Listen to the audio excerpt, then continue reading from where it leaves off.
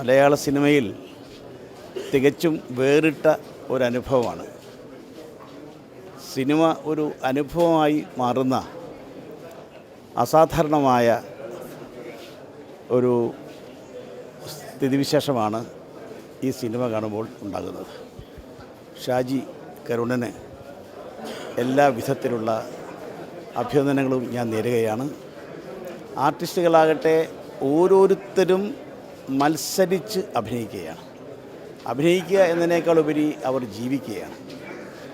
ജയറാമിന് മറ്റുള്ള എല്ലാ ആർട്ടിസ്റ്റുകൾക്കും എൻ്റെ ഹൃദയം നിറഞ്ഞ അഭിനന്ദനങ്ങൾ നേരുകയാണ്. സ്ത്രീപക്ഷം എന്നില്ല, പുരുഷനും സ്ത്രീക്കും തുല്യമായിട്ടുള്ള ഒരു റോളായിട്ടാണ് എനിക്ക് തോന്നിയിട്ടുള്ളത്. അതിൽ ഈ സ്നേഹത്തിൻ്റെ മാസ്മരികതയോടൊപ്പം ഈ ചെണ്ടക്കും ഒരു പ്രത്യേക മാസ്മരികത ഉണ്ട് എന്ന് തോന്നിയിട്ടുള്ള ചില മുഹൂർത്തങ്ങളുണ്ട്.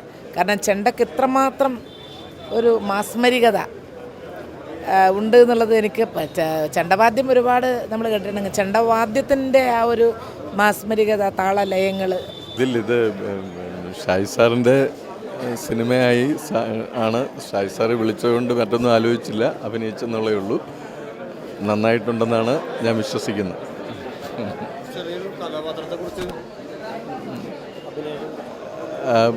വൈദ്യൻ തിരുമേനിയായിട്ട് അഭിനയിക്കണം എന്ന് പറഞ്ഞിരുന്നു. അപ്പം മറ്റ് പ്രത്യേകിച്ചൊന്നും തോന്നിയില്ല. പിന്നെ ഷാജി സാറിൻ്റെ ഡയറക്ഷൻ ഉണ്ടായിരുന്നു, അതനുസരിച്ച് അഭിനയിച്ചു, അത്രയേ ഉള്ളൂ. എന്നെ സംബന്ധിച്ച് പറയുകയാണെങ്കിൽ എൻ്റെ ഒരു ജീവിതത്തിൽ ഒരിക്കൽ മാത്രം എനിക്ക് കിട്ടാവുന്ന ഒരു വേഷമാണ്.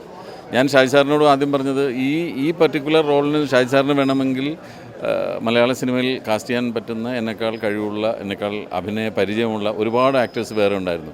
പക്ഷെ എന്നിട്ടും ഷാജി സാർ എന്നെ കാസ്റ്റ് ചെയ്തതാണ് എനിക്കിപ്പോഴും അത്ഭുതമായിട്ട് തോന്നുന്നത്. അല്ലെങ്കിൽ ഒരു നമ്പൂതിരി റോളിൽ എന്നെ അദ്ദേഹം എങ്ങനെ മനസ്സിൽ കണ്ടു എന്നുള്ളത് എനിക്കിപ്പോഴും അത്ഭുതമാണ്. അപ്പം ഞാൻ അദ്ദേഹത്തിൻ്റെ പ്രതീക്ഷയ്ക്കൊത്ത് ഞാൻ അഭിനയിച്ചിട്ടുണ്ടോ, അല്ലെങ്കിൽ അദ്ദേഹത്തിൻ്റെ പ്രതീക്ഷയ്ക്കൊത്ത് എനിക്ക് പ്രകടനം കാഴ്ചവെക്കാൻ കഴിഞ്ഞിട്ടുണ്ടോ എന്നുള്ളത് എനിക്കിപ്പോഴും അറിയില്ല. എങ്കിലും അദ്ദേഹത്തിൻ്റെ പ്രതീക്ഷയുടെ ഒരു 50% എനിക്ക് ചെയ്യാൻ പറ്റിയിട്ടുണ്ടെങ്കിൽ ഞാൻ 200% സന്തോഷിക്കുന്ന ഒരാളാണ് ഞാൻ. കാരണം അദ്ദേഹം ഓരോ മൈന്യൂട്ടായിട്ടുള്ള കാര്യങ്ങളും എന്നെ കൊണ്ട് പറഞ്ഞു തന്ന് ഇങ്ങനെ നടക്കണം, ഇങ്ങനെ നോക്കണം, ഇങ്ങനെ ഇരിക്കണം, ഇങ്ങനെയായിരിക്കണം, ഈ ഡയലോഗ് പ്രസൻറ്റ് ചെയ്യേണ്ടത്, ഈ സമയത്ത് മനസ്സിൽ തോന്നേണ്ടത് ഇങ്ങനെയാണ്. അങ്ങനെ ഒരു കൊച്ചുകുട്ടിയെ പഠിപ്പിക്കുന്ന പോലെയാണ് എന്നെ കൊണ്ട് ഓരോന്നും അദ്ദേഹം ചെയ്യിച്ചിട്ടുള്ളത്. അപ്പോൾ അദ്ദേഹത്തിൻ്റെ പ്രതീക്ഷയ്ക്കൊത്ത് ഞാൻ വന്നിട്ടുണ്ടെന്ന് എനിക്കറിയില്ല. എങ്കിൽ പോലും എനിക്ക് ജീവിതത്തിൽ ആദ്യമായിട്ടാണ്, അല്ലെങ്കിൽ ജീവിതത്തിൽ ഒരിക്കൽ മാത്രമാണ് എനിക്ക് ഇങ്ങനത്തെ ഒരു വേഷം ചെയ്യാൻ കഴിഞ്ഞിട്ടുള്ളത്. അതിൽ ഞാൻ ഒരുപാട് സന്തോഷിക്കുന്നു. സിനിമ കണ്ടിറങ്ങിയ ഓരോരുത്തരുടെ അഭിനന്ദനം കേൾക്കുമ്പോൾ എൻ്റെ ഹൃദയം നിറയുകയാണ് ചെയ്തിട്ടുള്ളത്. രാജേട്ടനാണ് നമ്മുടെ ഈ ചിത്രത്തിൻ്റെ പ്രൊഡ്യൂസർ. ഒരു പ്രൊഡ്യൂസർ ഉണ്ടെങ്കിലാണ് ഈ സിനിമ സാക്ഷാത്കരിക്കപ്പെടുന്നത്, അല്ലേ? ഇതൊരു സബ്ജക്റ്റ് ഉണ്ടാകുന്നു, അതിൽ നിന്നൊരു ഒരു തിരക്കഥ ഉണ്ടാകുന്നു, അതൊരു സിനിമയായി രൂപാന്തരപ്പെടുന്നു. അപ്പോൾ അതിന് പണം മുടക്കി ഇതിൽ നിന്നൊരു ഒരു ലാഭം പ്രതീക്ഷിക്കാതെ, അല്ലാണ്ട് ഈ സിനിമ ഇറക്കി ഇതോടി ഒരുപാട് പണം ഉണ്ടാക്കാം എന്നുള്ളൊരു പ്രതീക്ഷയില്ലാതെ ഒരു നല്ല സിനിമ ഉണ്ടാകാൻ എൻ്റെ ഭാഗത്ത് നിന്ന് എന്ത് ശ്രമം വേണമെങ്കിലും ചെയ്യാമെന്ന് പറഞ്ഞ് ഈ സിനിമ നിർമ്മിച്ച ആളാണ് രാജേട്ടൻ. രാജേട്ടൻ എന്താണ് പറയാനുള്ളതെന്ന് ചോദിക്കാം. അല്ല, ഒരു നിർമ്മാതാവ് എന്ന നിലയിൽ ഞാൻ സന്തുഷ്ടരാണ്. ഇവരുടെയൊക്കെ അഭിനയം കണ്ടിട്ട് ഞാൻ ഞെട്ടിപ്പിരിക്കും. ഷാജിയൻ കൻസാറിൻ്റെ കൂടെ ഒരു പടം ചെയ്യാൻ സാധിച്ചാൽ എനിക്ക് എൻ്റെ ഭാഗ്യമാണ്. ഇതിപ്പം നമ്മൾ കൊമേഴ്ഷ്യൽ പടങ്ങൾ കൂടാതെ നമ്മൾ എല്ലാവരും എൻ്റെ കഴിഞ്ഞ സുഹൃത്തുക്കൾ പറഞ്ഞു, നീ എങ്ങനെയാണ് ഷാജി കൈലാസ് സാറിൽ നിന്നും ഷാജിയൻ കരുൺ സാറിലേക്ക് എത്തിയെന്ന് ചോദിക്കും. അപ്പം നമ്മൾ എല്ലാ പടങ്ങളും നമ്മൾ ചെയ്യണം. പിന്നെ നമ്മളെ ഒരു പ്രൊഡ്യൂസർ വിശ്വസിപ്പിച്ച്, രാജേട്ടൻ എന്നെ വിശ്വസിച്ച് ഈ പടം ഏൽപ്പിച്ചു. അത് തരക്കേടില്ലാത്ത രീതിയിലും ഞാൻ ആത്മാർത്ഥമായിട്ടും തന്നെയാണ് ഞാൻ ചെയ്തത്.